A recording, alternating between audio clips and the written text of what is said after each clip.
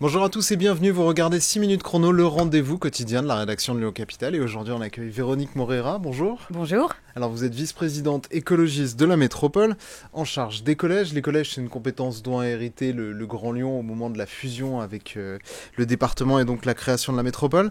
C'est aussi un des plus gros budgets, 500 millions d'euros. C'est pas forcément la compétence la plus identifiée de la métropole de Lyon, on pense plutôt à l'urbanisme, aux pistes cyclables en ce moment, à la végétalisation. Cette compétence finalement assez récente, elle concerne principalement les bâtiments. Dans quel état sont les collèges aujourd'hui dans la métropole de Lyon ? Déjà que je vous dise, elle concerne effectivement les bâtiments, mais pas seulement, puisqu'on a aussi des agents qui travaillent dans les collèges. Ça concerne sur la restauration scolaire. Voilà, sur l'entretien des bâtiments aussi, la maintenance et l'entretien. Sur la restauration scolaire, en effet, il y a toute une politique sur les cantines. Et on a également une politique sur les actions éducatives. Donc, le supplément qu'on apporte au collège pour faire intervenir les acteurs de l'éducation populaire dans les collèges. Donc, vous voyez, c'est assez global. Sur l'état des bâtiments, effectivement, on a trouvé un parc assez dégradé, même si au cours du mandat précédent, il y avait eu un effort pour commencer à pallier les problèmes, les difficultés. Le parc est quand même assez dégradé, donc il y a un très gros travail à faire. C'est la raison pour laquelle on a augmenté le budget.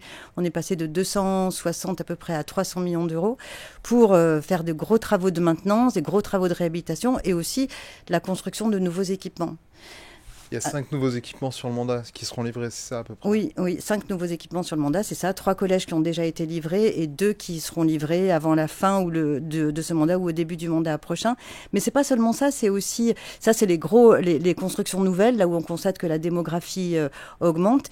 Et elle augmente où la démographie scolaire, puisqu'on voit par exemple dans Lyon, les écoles primaires sont plutôt en train d'être plutôt sur la tendance de fermer.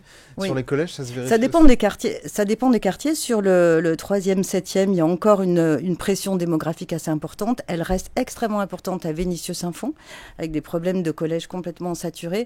Elle reste importante sur Lyon 8e aussi, sur Vaux-en-Velin. Donc il y a encore des quartiers, si effectivement ce que vous dites sur le centre de Lyon c'est juste, il y a quand même des quartiers sur l'extérieur du centre-ville où la pression démographique est très forte et où il y a nécessité d'alléger. Les effectifs sont très très importants.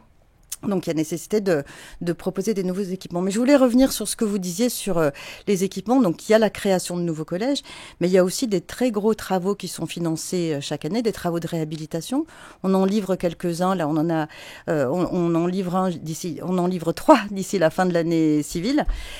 Et on engage aussi des travaux qui sont extrêmement importants sur la rénovation énergétique. On a commencé cet été un collège à Saint-Priest, le collège Borésian, où on engage une réhabilitation thermique complète, une réhabilitation de l'enveloppe thermique complète, avec un travail sur les fluides aussi. Et souvent il fait chaud, notamment en ce moment. Oui, et puis mais l'hiver il fait froid. Et alors c'est confort thermique et c'est aussi économie d'énergie. À terme là sur les collèges sur lesquels on travaille, on vise une réduction de 40% de la consommation énergétique. Donc c'est double objectif. Donc là on a commencé un collège cet été, c'est des travaux sur 3 ans. On en commence un l'été prochain sur Fézin et on a 8 autres collèges qui sont en étude. Donc un travail sur la réhabilitation énergétique qui se fait de façon planifiée, mais qui est lancé. Et puis de l'autre côté, ça c'est réhabilitation énergétique, confort thermique et économie d'énergie. Et de l'autre côté, du côté végétalisation, on a aussi un très gros chantier.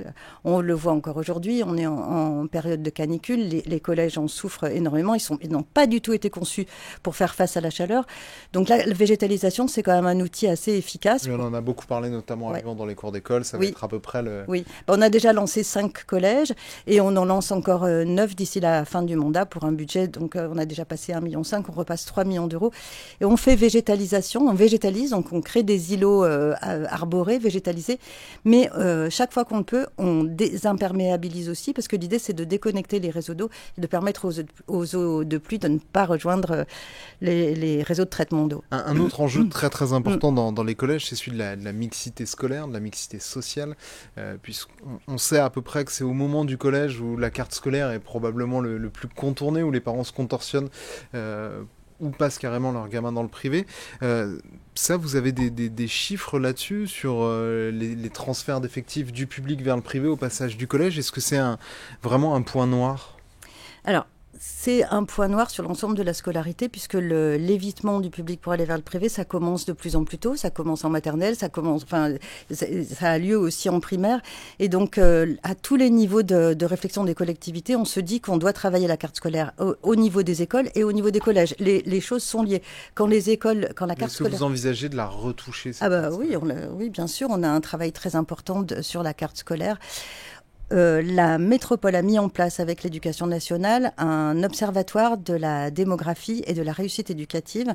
C'est un lieu de croisement des données des communes de l'éducation nationale, de la métropole, de l'urbanisme, etc., pour évaluer exactement les programmes de construction et les besoins en construction nouvelle. Mais c'est pas simplement un lieu d'anticipation pour la construction, c'est aussi un lieu de débat où l'ensemble des acteurs, y compris les parents, les équipes éducatives, pourront venir poser les questions clés, notamment la question de la mixité, pour qu'on arrive à des définitions communes. Donc ça, c'est un outil Très rapidement, comment vous qualifiez la situation en termes de mixité scolaire dans la métropole de Lyon? Vous constatez des collèges ghettos, soit pour riches, soit pour classes défavorisées? On constate dans la métropole de Lyon, comme dans toutes les métropoles, effectivement, des collèges qui correspondent au type d'habitat autour du collège. Donc, selon la typologie de l'urbanisme sur un territoire, effectivement, le collège correspond. Donc, il y a un travail engagé.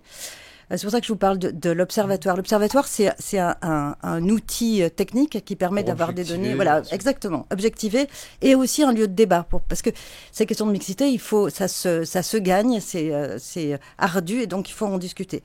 Parallèlement, on a abouti là au recrutement d'une chargée de mission ou d'un chargé de mission mixité qui va renforcer le travail qui est fait depuis plusieurs années, là, depuis le début du mandat avec le CNESCO et en interne des équipes, sur la connaissance et aussi des pistes pour proposer des solutions pour améliorer la mixité sur le territoire.